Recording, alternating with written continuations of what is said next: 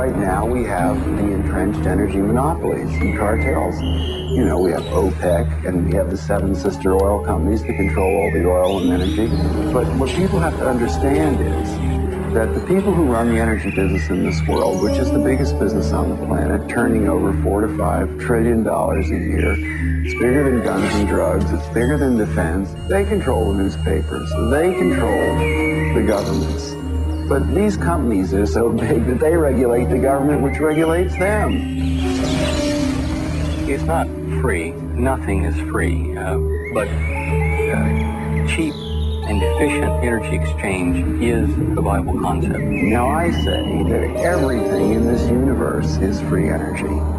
It's been dreamed of for hundreds of years that somewhere, someplace, as Tesla said, man will hook his machinery to the very wheelwork which drives the universe itself. The history of science is the history of the suppression of great inventions. A few classic stories. Nikola Tesla. Nikola Tesla is regarded as the founding father of free energy. His astounding developments in the generation of alternating electrical current are still being used today.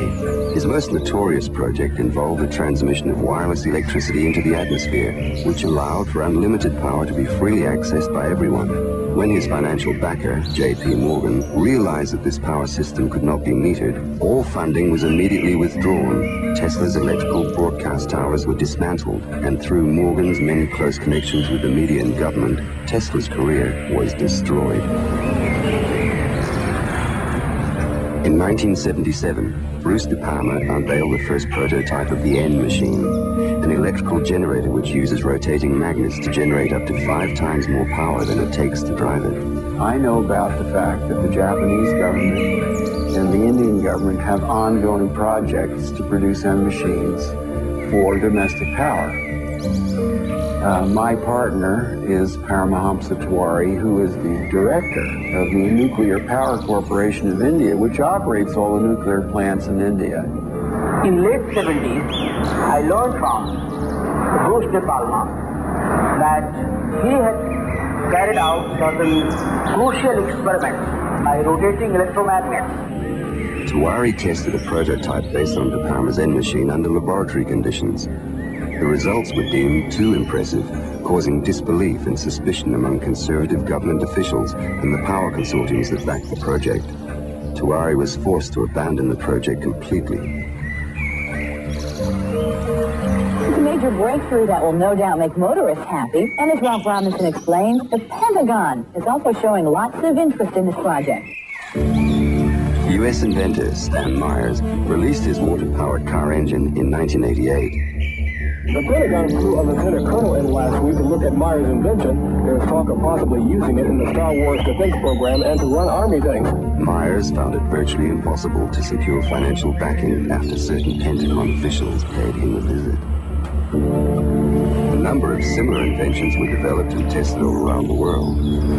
My best friend was killed over this method.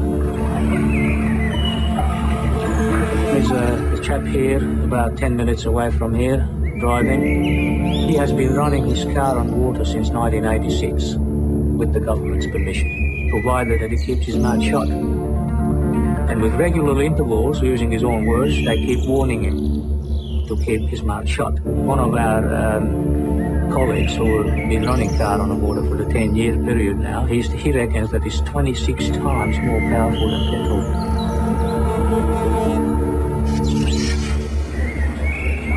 If you invent a better mousetrap, the world may be the path to your door. If you invent a free energy machine, there'll be a path to your door, but you don't want those people there. One of the pivotal people that I encountered early in my career was Edgar Mitchell, the astronaut. Edgar J. Mitchell, an Apollo mission astronaut, founded the Noetics Institute in Southern California. The Institute's charter was supposedly to develop alternative energy systems by attracting inventors from all over the country. Mitchell became extremely interested in De Palma's N machine. He made De Palma a paltry offer to buy out the invention, which De Palma naturally refused. He said to me that if I ever tried anything on my own in California, I would get my head blown off. So I was scared to death.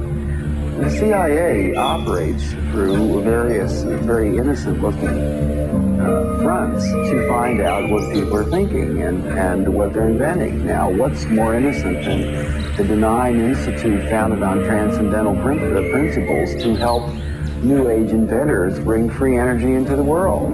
And that situation still exists in the United States today, where a person really understands what's going on, just can't get their idea out because the alternative science and medical fields have been co-opted by the intelligence services. And he converted this little engine to run on water. This is many, many years ago. And he used it for several years. And somehow the news got out, and one day he got visitors, and he was told to dump the engine or else. 3 weeks later, the man was dead. And the coroner's finding was that he fell off the back of a train. He was drunk. No, it happened that he didn't drink. Even Dr. Townsend T. Brown, the electrogravitic research scientist, has on his 16mm film of his lab tests, which we've got here, he has guys with the black suits and black hats come into the place. You can see where the legends come from. I mean, these guys come in and they look like, you know, Bad Bart the Black Man. I mean, it's classic, and these things do happen. There is no progressive science in a world where every scientific idea is evaluated for its military potential. Power, or energy, control of energy equals power in the new world order that is emerging. If you control the energy, the way we get around, the way we get electricity, the way we have our TVs and video cameras and stuff, if you do the control of the energy, then you've got control of the people.